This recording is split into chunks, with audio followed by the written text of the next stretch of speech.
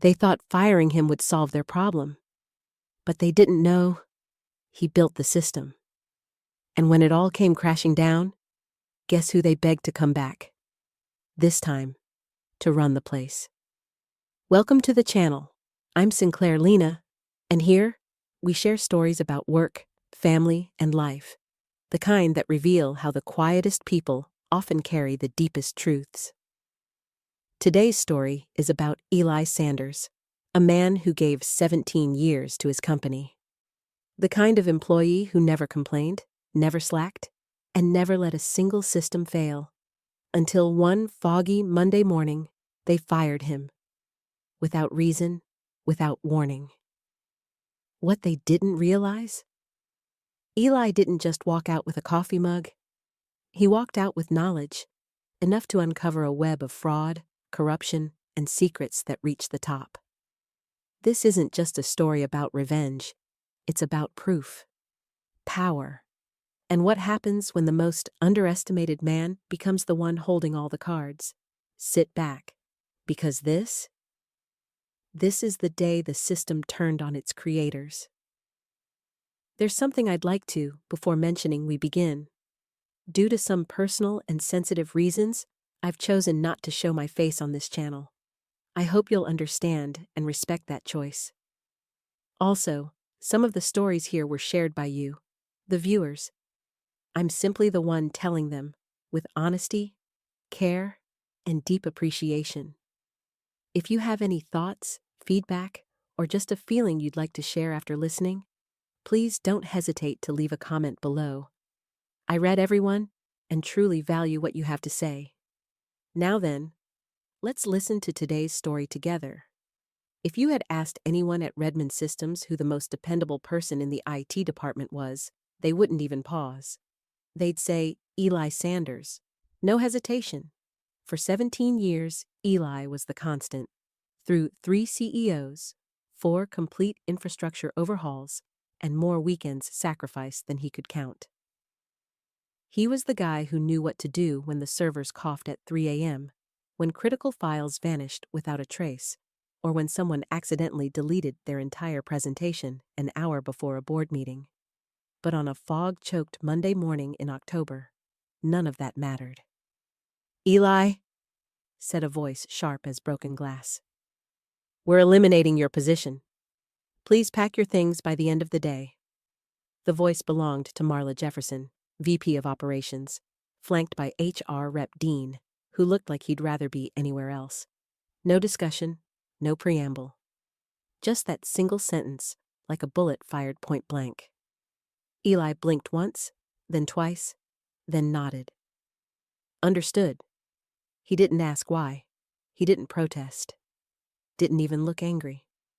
That's what unnerved everyone watching. The quiet way he picked up his worn-out leather satchel. The way he calmly unplugged his nameplate from the desk he'd used longer than most people stay in marriages. No rants, no pleas. Just silence. I was there. I saw it all from the end of the hallway. I'm Sinclair Lena, and I'd worked in the adjacent department for 10 years. Never talked to Eli much, but I always noticed him. The man who never raised his voice but somehow made entire systems hum. The man who trained half the team that now pretended to work without looking up as he walked past them. Some of them didn't even glance up. Others peeked, eyes darting like they'd just witnessed something sacred being destroyed. That's the thing about stability. It's invisible until it's gone. As Eli walked past my desk, I stood up. I'm sorry, I said quietly. He paused, gave a polite, tired smile. Change comes for all of us, he said. Then he walked out. But what Marla, HR Dean, and the new tech consultant, some fast-talking, buzzword-spewing guy named Bryce, didn't realize was this. Eli Sanders wasn't just the IT guy. He was the backbone, the historian, the gatekeeper.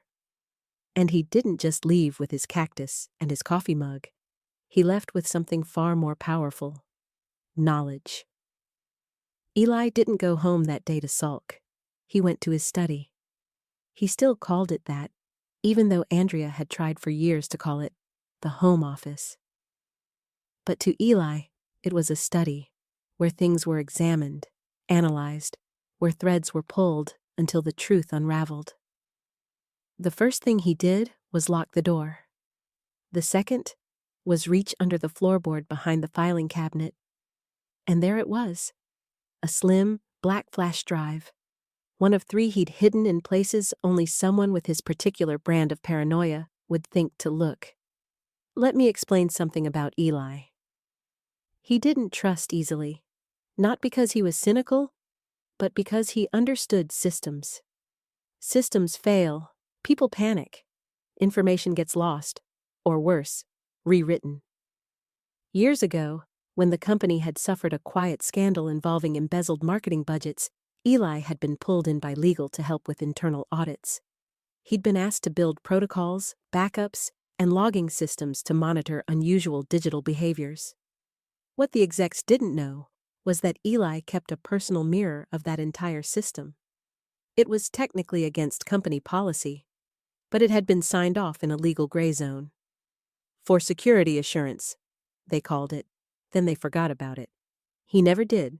So when he was walked out without warning, without a single explanation, Eli knew something was wrong. Not wrong in the casual, new management style way. Wrong in the covering tracks kind of way. The first breadcrumb appeared 3 months before he was fired. His admin credentials were quietly downgraded. Not revoked, just nudged. Access to certain folders redirected. Dashboards he built began showing slight discrepancies. Then the audit trails, logs he'd written himself, began registering minor anomalies. And one name kept popping up in systems where it didn't belong. It was a vendor account, registered internally as a software optimization partner. But it didn't match anything in their known procurement list. The payments were small at first, routine, a few thousand here and there. But over the next 4 months, the transfers ballooned. Eli had flagged it once to Bryce, the new consultant brought in under the guise of digital acceleration. Bryce had nodded, promised to look into it, and then radio silence. Now, back in his study, Eli decrypted the full cache of server logs he'd mirrored to his home archive. It took 3 hours.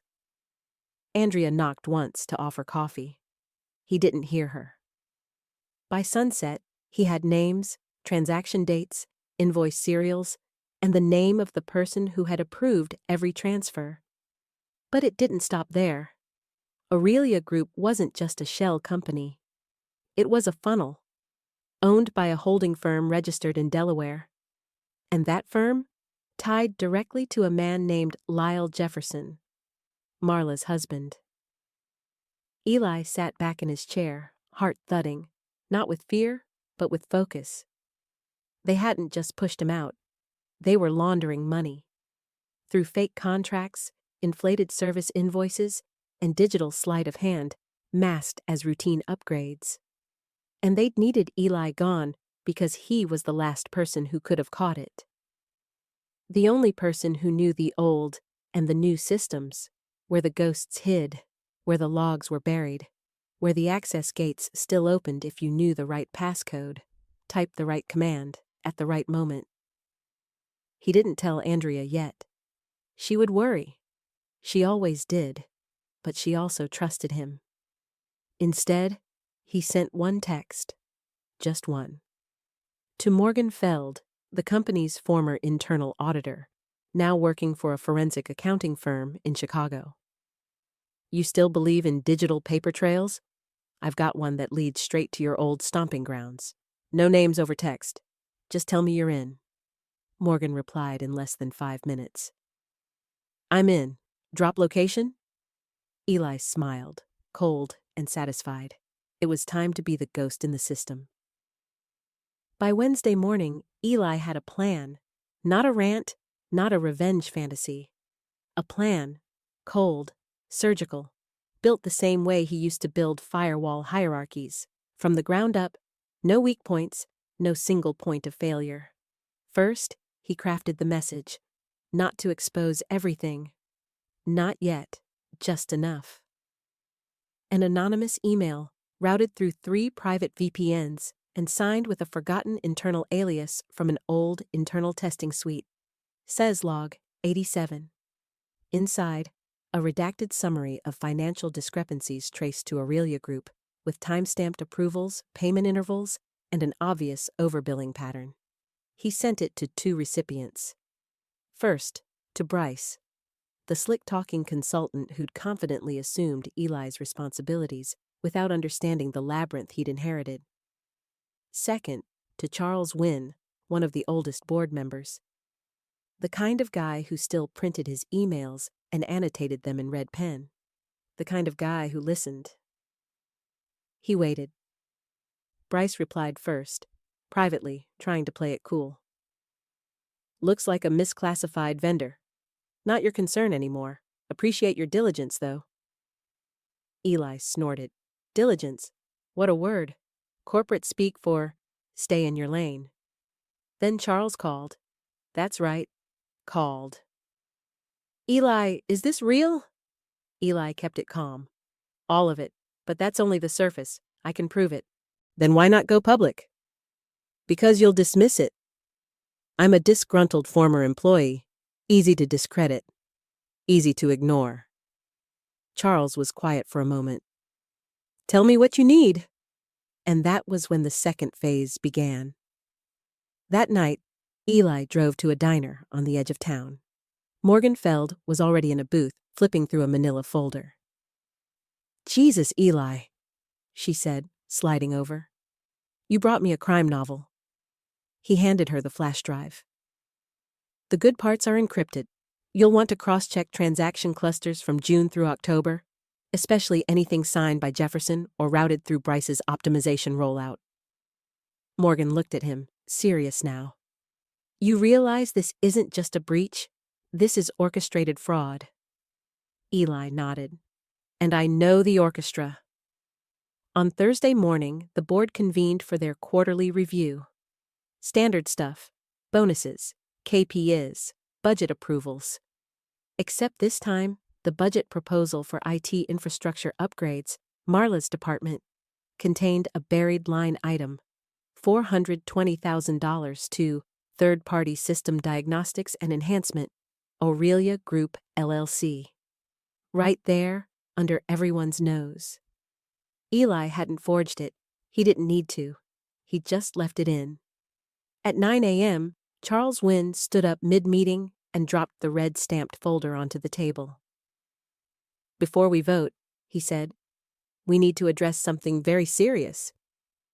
The room quieted, then chaos.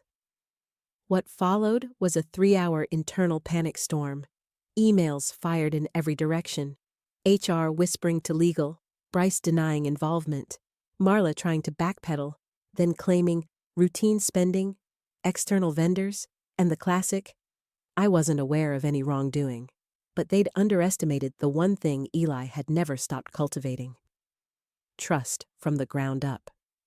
When your systems never crash, your answers are always correct, and your hands are always clean, people remember. At 4:13 p.m., Eli got an email from HR, a new offer. His severance had doubled. A confidentiality agreement was attached. The language was aggressive, clear. Walk away quietly, and everything goes away. He didn't even open the PDF. Instead, he went back into his study. Accessed the terminal interface of the audit system he'd built, the one that had survived 3 infrastructure transitions because no one ever fully understood how to dismantle it. At 5 p.m., a new packet went out, this one to 3 external parties. A tech investigative journalist, a local financial watchdog blog, and the Ohio Bureau of Corporate Oversight. He didn't sign his name. He didn't need to. By the time the weekend rolled around, the local news was already speculating about executive mismanagement at Redmond Systems. No names yet. But internally, the foundation was cracking. Eli had pressed the right pressure points. And everyone who'd played a hand in his exile was now trapped in a tightening loop of their own lies. By Friday morning, Redmond Systems was burning from the inside out. Not literally, but in the corporate sense. The way buildings made of reputations and secrets implode when too many questions are asked too quickly. The usual morning chatter was replaced by silence. The assistant to the CFO called out sick. Bryce's Tesla was parked outside, but no one had seen him inside all day. And Marla? She didn't show up at all. I'd never seen anything like it. Emails flew, conference rooms filled with unplanned meetings. The board called an emergency session. Legal began scrubbing vendor contracts with highlighters and red ink. The IT team, what was left of it, were asked to revalidate all system security access points. But Eli? He was nowhere to be found. Instead, his fingerprints were showing up everywhere. The digital kind. Logs from 3 years prior that had never been cleared. Audit reports with his signature as the system author. Time-stamped access records with no explanations, no overrides. The work of someone who didn't just build systems, someone who built traps inside those systems. It wasn't revenge, it was accountability. That same afternoon, 2 men showed up at Eli's house. One wore a tailored suit and held a leather briefcase. The other was Robert Lyle, interim CEO and board member, a man who'd inherited the sinking ship when the previous captain had jumped just weeks earlier, sensing the storm. "Mr. Sanders," Robert began, standing on Eli's porch like a man asking permission to step into a courtroom. "We'd like to talk, off the record." Eli didn't invite them in. He walked outside, shut the door behind him, and folded his arms. Robert continued.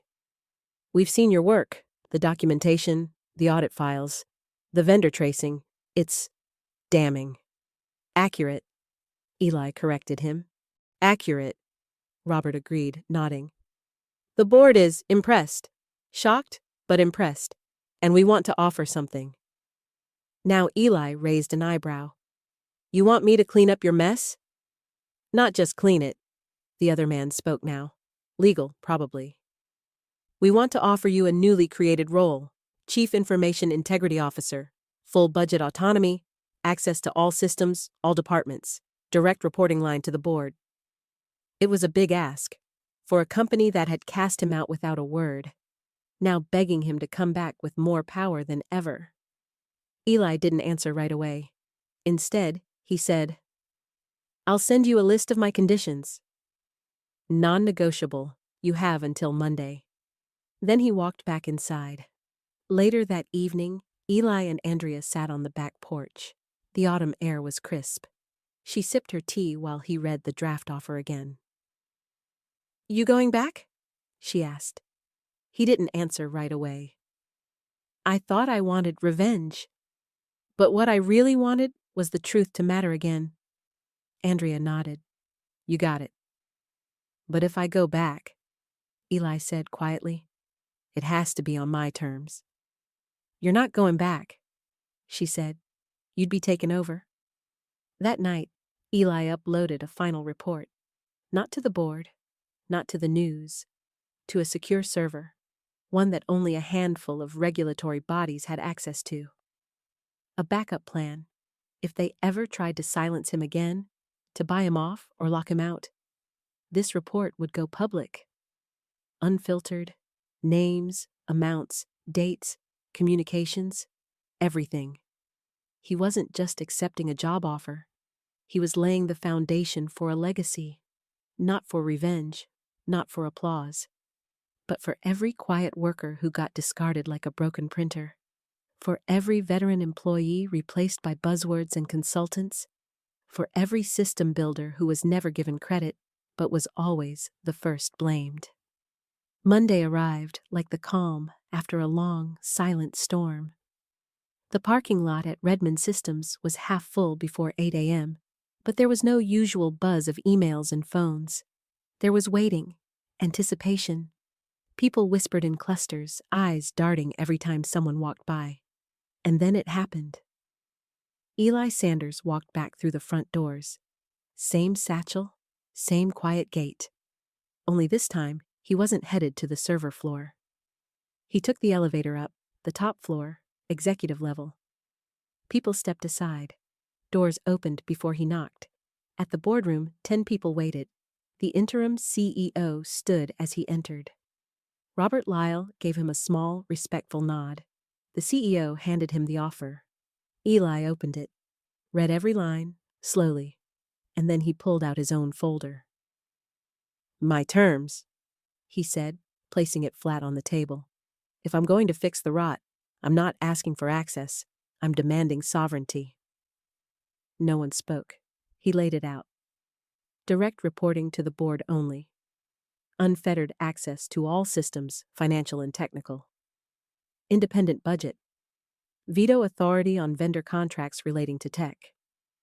2-year irrevocable term unless removed by unanimous board vote. And one more thing. Public acknowledgement of the company's failings. By name, not by implication. There was a pause. Not fear, just awe. Not just for the ask, but the quiet certainty with which he delivered it. The room voted. Unanimous approval. In the weeks that followed, heads rolled. Marla Jefferson was fired, charged with corporate fraud and breach of fiduciary duty. Her husband was subpoenaed. Bryce vanished into the night, his firm under federal audit. Internal audit reports, real ones, showed that the fraud had spanned 4 years and over $5.6 million. Some recoverable, some gone for good. But Redmond Systems didn't collapse, because Eli made sure it wouldn't. He rebuilt the company's digital backbone from scratch, appointed 2 former interns as heads of infrastructure, instituted a training program that emphasized system integrity over productivity hacks. People worked longer, but better. The culture shifted, because when your new chief integrity officer walks the floor every day, never yells, never lectures, but knows every wire, every code branch, and every mistake before it becomes a disaster, people fall in line, out of respect, not fear. One afternoon, I saw him standing by the 3rd-floor windows, overlooking the city.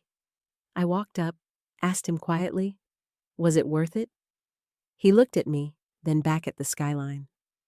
"They underestimated me," he said, "and that saved this place." He didn't smile, but his voice had something deeper, not satisfaction, closure. "They forgot something important," he added. "What's that?" I asked. He turned to face me. "The system always remembers.